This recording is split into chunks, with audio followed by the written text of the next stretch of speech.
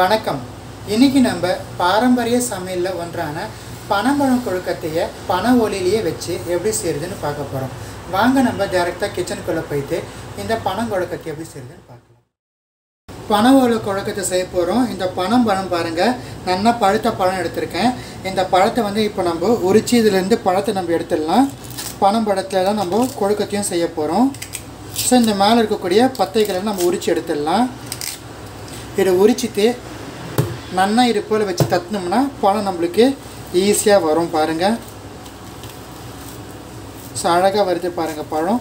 இதில் இருக்க இந்த நாரை வச்சு தான் நம்ம என்ன பண்ண போகிறோன்னா பழத்தை நம்ம பிழிஞ்சு எடுக்க போகிறோம். அதுக்கு முன்னாடி இந்த தோலை நம்ம நீக்கிடணும்.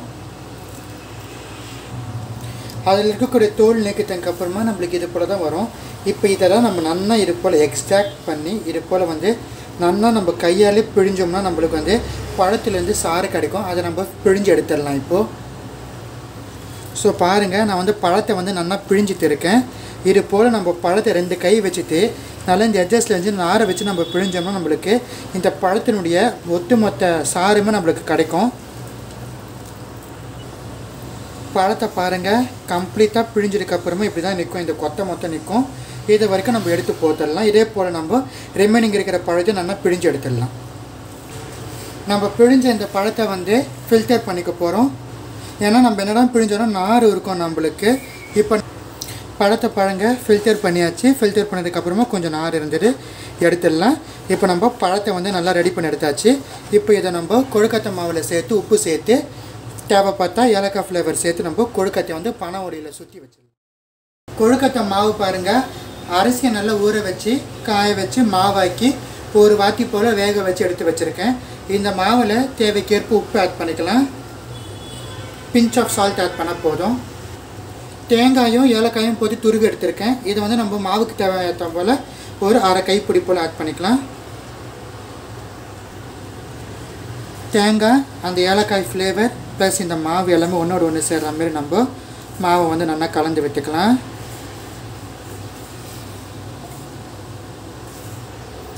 இப்போ நம்ம ரெடி பண்ண இந்த பனம்பழத்தை நம்ம மாவுக்கு தேவையான அளவு ஆட் பண்ணி நம்ம நல்லா கலந்து விட்டுக்கலாம். மாவு உருண்டை இல்லாத போல் நம்ம நார்மலாக கொழுக்கட்டைக்கு எப்படி நம்ம மாவு பிணையுவோமோ அதே போல் நம்ம பிணைஞ்சு எடுத்துக்கலாம். மாவை பாருங்கள், மாவு கொழுக்கட்டைக்கு மாவு பிணைஞ்சாச்சு.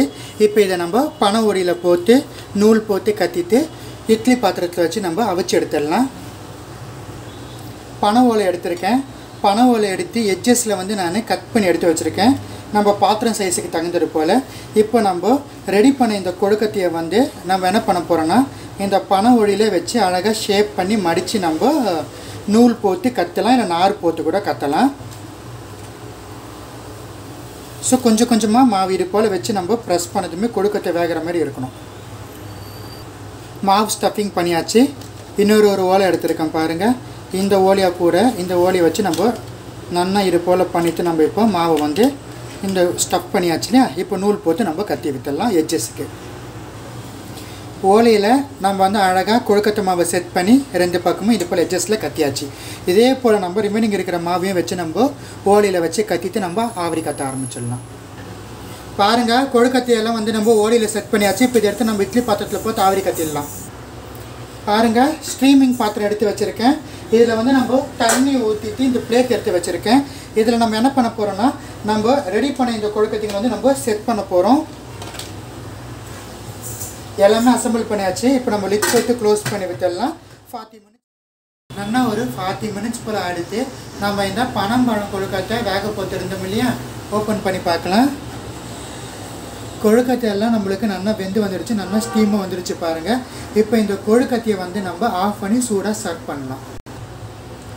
ரொம்ப பாரம்பரியமான பனம்பழத்தை வச்சுட்டு பனை ஓலையிலேயே கொழுக்கட்டை எப்படி செய்யறது உங்களுக்காக செஞ்சு காமிச்சிருக்கேன். இந்த கொழுக்கட்டையை உங்கள் வீட்டில் ட்ரை பண்ணி பார்த்து எப்படி வந்துச்சுன்னு எனக்கு கமெண்ட் செக்ஷனில் சொல்லுங்கள். வேறு ஏதாச்சும் ரெசிபிஸ் வேணாலும் கட்டாயமாக கமெண்ட் செக்ஷனில் கேளுங்க. உங்களுக்காக போஸ்ட் பண்ணுறேன். நன்றி.